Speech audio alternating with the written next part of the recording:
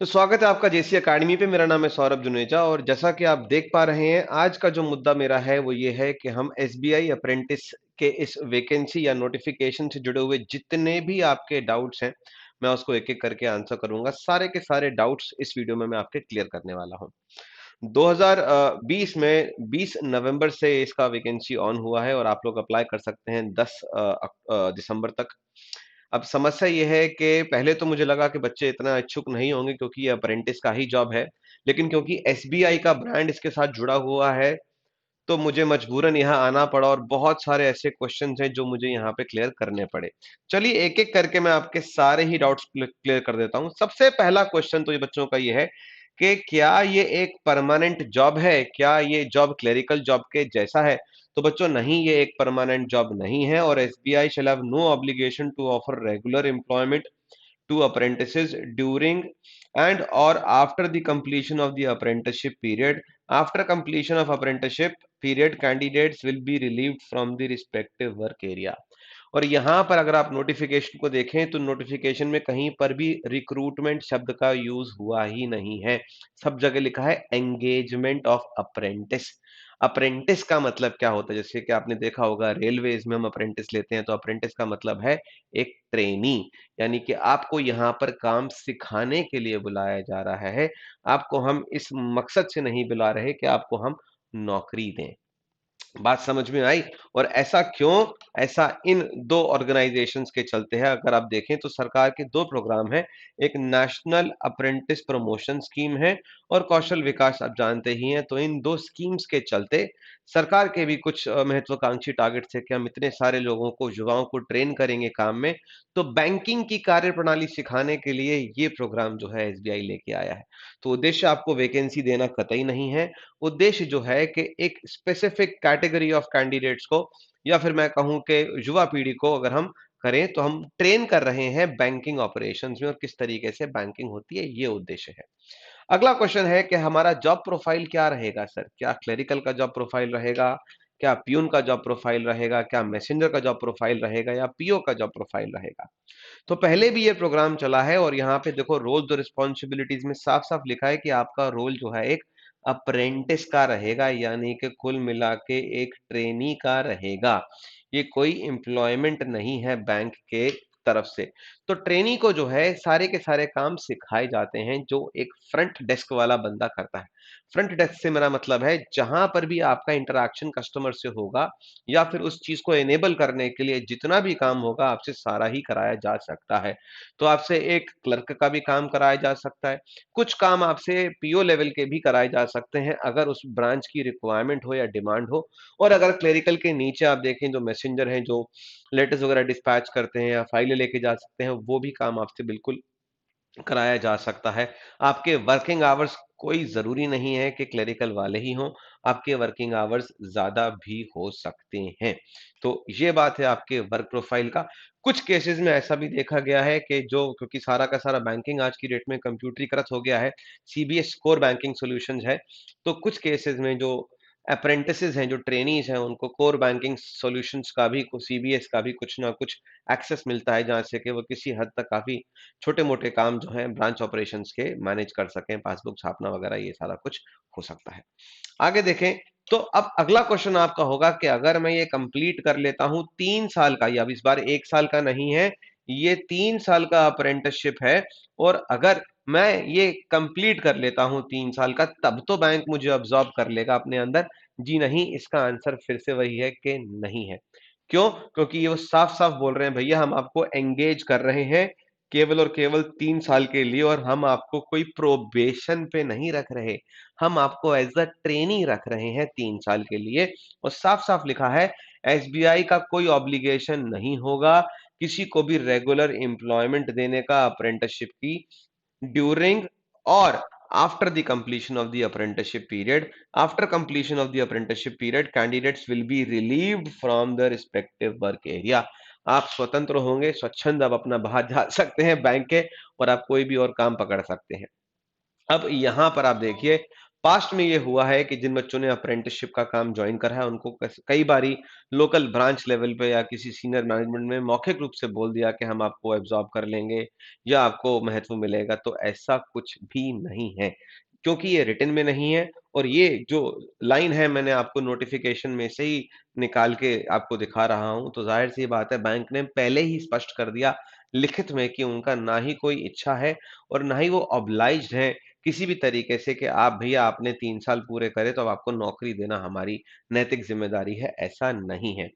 कई बच्चे बाद में बोलते हैं कि हमको चीट करा गया, हमको बोला गया था, लेकिन बच्चों यहाँ पे चीटिंग की बात नहीं हो रही।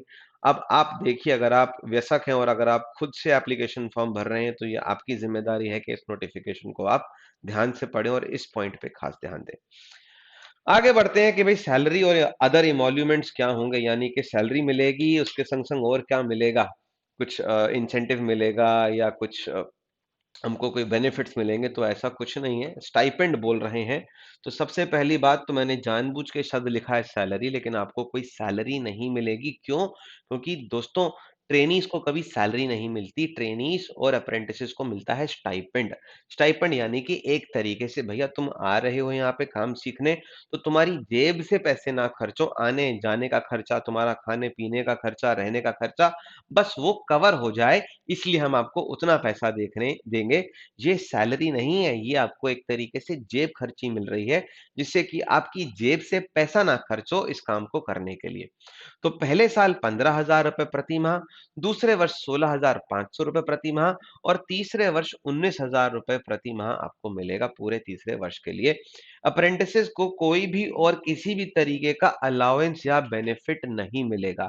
तो घर से अगर आप ऑफिस जा रहे हैं तो आपको कोई भी कन्वेंस का, पेट्रोल का चार्ज नहीं मिलने वाला, न्यूज़पेपर का, एचआरए, डीए तो छोड़ दीजिए, क्योंकि सैलरी की जब बात ही नहीं हुई, यहाँ पे क्या बात हो रही है भैया, एक मुश्त धनराशि मिलेगी जिसको हम बोलेंगे स्टाइपेंड।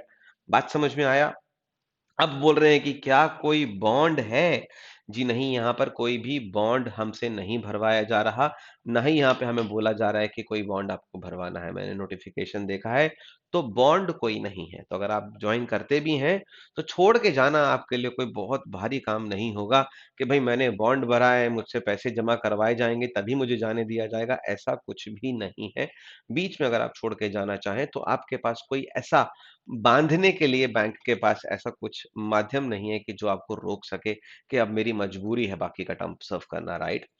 अब अगर मेरा मन बन ही जाता है कि मुझे बीच में जाना है, तो मैं आपको बता चुका हूँ, आप स्वतंत्र हैं, आप बीच में जो भी अग्रीड अपॉन नोटिस पीरियड होगा कुछ दिनों का, वो दे के आप चले जाएँ और जो कुछ आपको ज़िम्मेदारी दी है, आप हैंड ओवर करके दे के जा सकते हैं। कोई भी आपके ऊपर एज़ सच कोई बहुत बड़ा एक्शन या कोई दबाव नहीं होने वाला कि अब आप एम्प्लॉयी हैं, आपको एचआर के पूरे फ़ॉर्मेलिटीज़ करने हैं, नहीं। आप ट्रेनी हैं, आप ट्रेनिंग करने आए थे, नहीं आपको समझ में आया तो आप बिल्कुल छोड़ के जा सकते हैं, ऐसा कुछ कॉम्प्लिकेशन नहीं है। हाँ, छोड़ के जाने पर क्या होगा, अगर आप पूरे के पूरे 3 साल पूरे करेंगे, तो ज़ाहिर-सी बात है बैंक आपको एक एक्सपीरियंस सर्टिफ़िकेट या लेटर ऑफ एप्रिसिएशन इस तरीके का कोई डॉक्यूमेंटेड प्रूफ ज़रूर देगा कि आपने ये ट्रेनिंग पूरा किया है। बस अगर आप बीच में छोड़ के जाएँगे तो हो सकता है वो आपको ना मिले या आपको पार्शियल ट्रेनिंग का मिले, जैसा भी उस समय आपका एचआर का या जो भी बैंक के नॉर्म्स होंगे वो। बस एक यहाँ पर नेगेटिव आपको यही है। आगे देखें, अब अगर मैंने एज़ एन अप्रेंटिस जॉब कर लिया, तो क्या भैया मैं जेआईबी और सीएआईबी का एग्ज़ाम लिख सकता हूँ? एक जो है उम्मीद की किरण यहाँ पर कि भैया मेरा ग्रेजुएशन हो गया कॉमर्स से, अब मेरे को काम सीखना है बैंक में क्या होता है। अब यहाँ पर एक जो सबसे पॉज़िटिव पॉइंट जो मेरे को यहाँ दिखता है कि अगर आपने ग्रेजुएशन कर लिया और अगर आप बैंकिंग और फ़ाइनेंस इंडस्ट्री में अपना भविष्य देखते हैं और आप चाह रहे हैं कि जब तक मेरे पास कुछ भी करने को नहीं है, मैं 10-12 घंटे लग के बैंकिंग सीख लूँ और इसी दौरान मैं अपना सर्टिफ़िकेशन कंप्लीट कर लूँ, तो क्या ये प्लेटफ़ॉर्म सही है? उस काम के लिए प्लेटफ़ॉर्म सही है। क्योंकि अगर आपको जेएआईबी या सीएआईबी क्लियर करना है, तो सीएआईबी तो आपका जेआईबी के बाद ही होएगा। लेकिन अगर आपको जेआईबी क्लियर करना है, तो जो आपका एम्प्लॉयर से मतलब है जहाँ से आपकी सैलरी आती है, वो रजिस्टर्ड होना चाहिए इंस्टीट्यूट में और आपकी जो बेयर मिनिमम क्वालिफ़िकेशन है, वो 12th होनी चाहिए। तो जो दोनों ही आपके केस में मीट करेंगी, तो आप अगर आप एज़ एन अप्रेंटिस जॉइन करते हैं, तो मैं तो आपसे कहूँगा कि अगर आप जॉइन करते ही हैं, तो भैया इस चीज में सबसे बड़ी पॉजिटिव बात यह है कि आप कम से कम जेआईबी और सीएआईबी तो अपना निपटा ही लीजिए इस 3 साल में। कुछ नहीं तो आपको सैलरी नहीं मिलेगी इतनी अच्छी, आपको एक परमानेंट जॉब नहीं मिलेगी, कोई बात नहीं, लेकिन ये सर्टिफिकेशन जो है आप इसलिए पालेंगे, और आगे जाके जब आप किसी और बैंक में अप्लाई करते हैं या किसी और जॉब के लिए अप्लाई करते हैं, तो इसका वेटेज का बेनिफिट आपको जरूर मिलेगा। ये एक पॉजिटिव एस्पेक्ट है जो मैं देखता हूं इस जॉब में। हालांकि एक दो पॉजिटिव्स और हैं जो मैं आपके संग शेयर करूंगा। अब आती है बात, कुछ बच्चे बोल रहे हैं कि सिलेक्शन प्रोसेस क्या ये क्लरिकल जैसा ही है? जी नहीं। Generally state bank of India जब भी कोई नौकरी के लिए निकालता है नोटिफिकेशन, और सिलेक्शन प्रोसेस में प्री और मेंस दोनों होते हैं। यहाँ पे ना प्री ना मेंस, केवल 1 घंटे का पेपर होगा। 4 सेक्शन आपको मिलेंगे, 25-25 क्वेश्चन के 100 सवाल होंगे, और वो 1 घंटे का पेपर आपको 4 सेक्शंस आपके फाइनेंशियल अवेयरनेस, इंग्लिश, क्वांट्स और रीजनिंग, इसलिए देखिए आपका एक फाइनल मेरिट लिस्ट मिल जाएगा, उसके बाद आपको बुला लिया जाएगा डॉक्यूमेंट वेरिफिकेशन और ज्वाइनिंग के लिए। तो सिलेक्शन प्रोसेस काफी सिंपल है। आपके लोकल लैंग्वेज का भी टेस्ट होगा जिस भी स्टेट से आपने देखा है, ये नोटिफिकेशन आप देख सकते हैं। अब अगला एक क्वेश्चन ये बच्चे बहुत पूछ रहे हैं कि सर मेरा टारगेट तो देखो एसबीआई क्लर्क में है जाना, लेकिन अगर मैं ये वाला फॉर्म भर दूं तो कम से कम प्रैक्टिस के लिए तो मेरे काम का होगा, कम से कम मेरे को स्वाद तो मिल जाएगा कि बैंक में एंट्रेंस एग्जाम कैसा होता है। तो यहां पर मैं आपको मिला जुला आंसर देना पसंद करूंगा। यहां पर देखिए, एसबीआई क्लर्क का जो पेपर होता है उसका जो पैटर्न और डिफिकल्टी लेवल है वो काफी हद तक अलग होगा इस एग्जाम से, एक बात तो आप समझ लीजिए। लेकिन आपको एक फील लेना है कि किस तरीके का एग्जाम होता है, किस तरीके से हम हमको बुलाया जाएगा, किस तरीके का इंटरफेस होगा, कुछ कुछ आइडिया किस तरीके के सेक्शंस होंगे, वहां तक तो ठीक है। लेकिन इस एग्जाम के बेसिस पे आप ये आकलन करें कि एसबीआई क्लर्क का भी परीक्षा ऐसा ही होगा, तो यहां पर मामला गलत हो जाएगा। अगर आपको एक फीलर लेना है कि भाई 300 रुपए खर्च करके मुझे एक एक्सपीरियंस मिल जाए कि बैंक का एंट्रेंस एग्जाम होता किस तरीके का है, इंटरफेस कैसा होता है, वहां तक तो ठीक है। लेकिन अगर आप डिफिकल्टी लेवल और एग्जामिनेशन पैटर्न के हिसाब से जाएं, तो वहां ये जो है एसबीआई क्लर्क के हिसाब से आपके मतलब का नहीं है। अगला क्वेश्चन, मैं ये तो मैं ले ही चुका हूं। ठीक है, अगला क्वेश्चन, मेरा कुछ वर्क एक्सपीरियंस है तो क्या मैं अप्लाई करूं? बच्चों ये जॉब जो है वो कंप्लीट फ्रेशर्स के लिए ही है। अगर आप देखेंगे तो नोटिफिकेशन में ये दो बिंदु भी लिखे हैं जहां पे साफ साफ इन्होंने लिख दिया कि भैया कैंडिडेट जो है should not have undergone apprenticeship either in SBI और एनी अदर ऑर्गेनाइजेशन और pursuing apprenticeship training as per this particular act. यानी कि आप पहले कहीं भी अप्रेंटिस नहीं होने चाहिए, और ना ही आप अभी प्रेजेंट में भी अप्रेंटिस का काम कर रहे हैं। इसके अलावा candidates who had training candidates who had training or job experience for a period of 1 year or more after the attainment of education qualification shall not be eligible for being engaged as apprentice। तो आपके graduation के बाद अगर आपने कहीं और काम किया है 1 साल या उससे ज्यादा, तो भी ये आपके लिए रेलेवेंट नहीं है। क्यों? क्योंकि भैया सबसे पहला स्लाइड में आपको दिखाता हूं, ये कहानी है कि भैया ये जो प्रोजेक्ट है उन लोगों के लिए है जो अनएम्प्लॉयड हैं और जो ट्रेंड नहीं है, उनका स्किल डेवलपमेंट नहीं है। अब आपने नौकरी कर रखी है तो मान के चल रही है सरकार के भैया आप एम्प्लॉयमेंट आप पा चुके हैं, भले ही अभी नहीं है, और आप स्किल्ड हो चुके हैं, इसलिए आप इस रिक्वायरमेंट में फिट नहीं बैठेंगे, बाहर कर दिए जाएंगे। भैया इसको ज्वाइन करने का फिर फायदा ही क्या?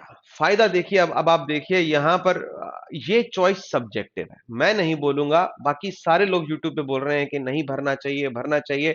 ये जजमेंट मेरा नहीं है, ये डिसीजन आपका है।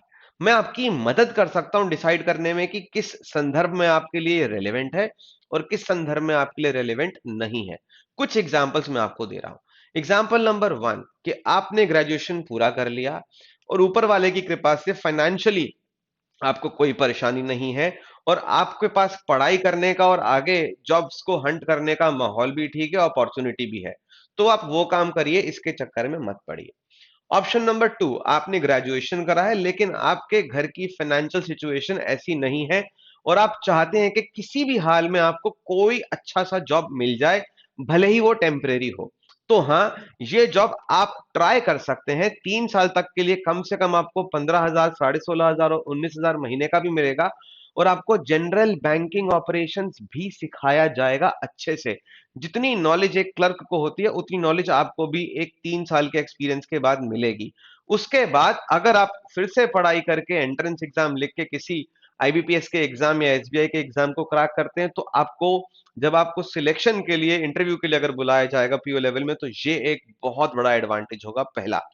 दूसरा, अगर आप किसी प्राइवेट बैंक या फाइनेंशियल इंस्टीट्यूशंस में जाना चाहते हैं, मुथूट है, आपका बहुत सारे फाइनेंस कंपनीज हैं, मन्नापुरम गोल्ड लोन्स है, या प्राइवेट बैंक्स भी फ्रंट डेस्क में मैनेजर्स लेते हैं, तो वहां पर भी ये अप्रेंटिसशिप आपका बहुत वैल्यू ऐड करेगा। तीसरा, अगर आप चाहते हैं कि नहीं पढ़ाई तो हो गई, मेरे को बैंकिंग का स्वाद चखना, आई वांट टू नो कि अगर मैं अपना फ्यूचर बनाना चाहता हूं बैंकिंग और फाइनेंस के डोमेन में, तो मैं करके देख लूं हर्जी क्या है, तो आप जाइए, ज्वाइन करिए, कुछ महीने काम करिए, नहीं समझ में आए छोड़ दीजिए, कोई दिक्कत नहीं है। कम से कम कुछ काम तो सीख जाएंगे, कम से कम आपको एक इंडस्ट्री का इनसाइट तो मिल जाएगा।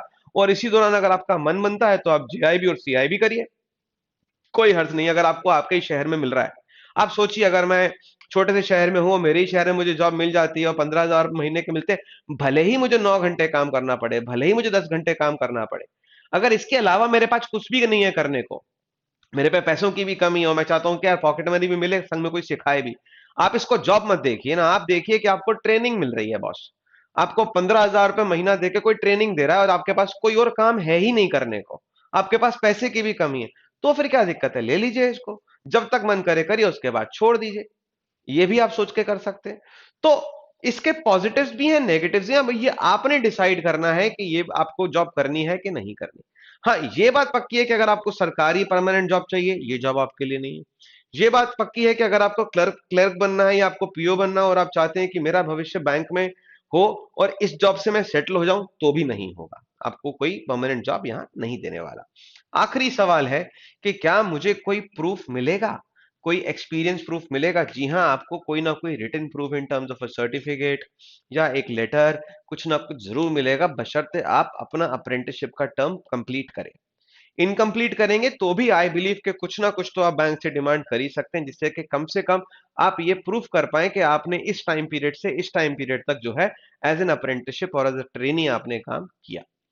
तो दोस्तों, आशा करता हूं कि सारे के सारे आपके प्रश्नों का मैं उत्तर दे पाया, और अगर आपको ये वीडियो वैल्यू एडिशन कर रहा है, आपके मैंने किसी भी तरीके से डाउट्स क्लियर किए हैं, तो इस चैनल को लाइक, सब्सक्राइब और शेयर करना ना भूलें। इस वीडियो को, चैनल को जरूर लाइक करें और बेल आइकन जरूर दबाएं, ताकि इस तरीके के बिल्कुल useful to the point inputs मैं आपको दे सकूं। मेरा उद्देश्य किसी के भी दिमाग में किसी इमेज को बिल्ड करना नहीं है। जो चीज जैसी है मैं वैसी प्रेजेंट कर रहा हूं, आगे डिसीजन आप लोगों का है, क्या करना है क्या नहीं करना। आशा करता हूं ये जानकारी आपको अच्छी लगी होगी।